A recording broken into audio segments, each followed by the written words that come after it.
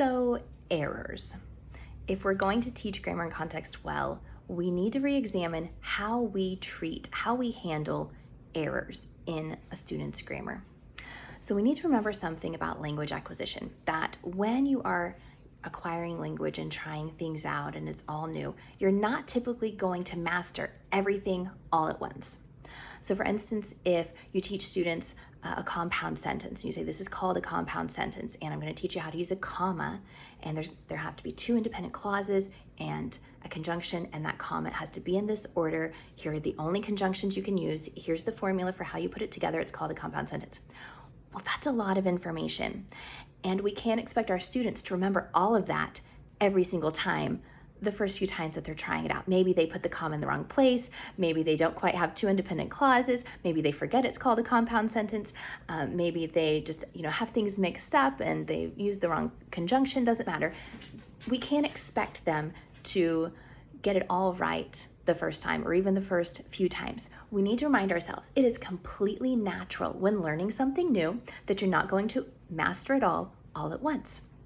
Something else we need to remember is that it's probably going to get worse before it's going to get better. Students love to try things out, and this goes for everything, right? Like as soon as you learn something, you just want to try it in every context you possibly can. So you might teach commas in some various ways that, we use commas, and then on their next writing assignment, you're reading all of them going, why is every paragraph lettered with commas? What are they doing? Well, they're trying it out, right? I think of my son one summer when he was a toddler and he took gymnastics and he learned how to do all these tricks on the trampoline. Well, we don't have a trampoline, but everything he could find that resembled or could possibly be a trampoline, he tried those tricks. Now, did it always work? No. But the students are naturally curious. They want to try. They want to kind of push and see, is this right? Is this going to work?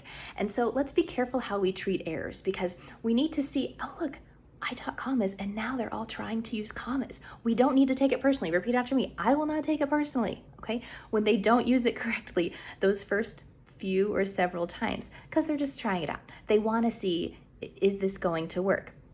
We need to applaud that and say, good job everybody on trying commas. Like, we're going to keep working on commas, and I'm going to pull some more mentor texts that we can see how authors are using commas. I can use some of the students' texts and the things that they're writing. I can see how we used commas well, again giving them good examples. But let's be careful of our language and just our stance when we see student errors with grammar, knowing that when you're learning something new, it's okay to not get it all right the first time, right? And it's okay if it gets a little worse before it gets better.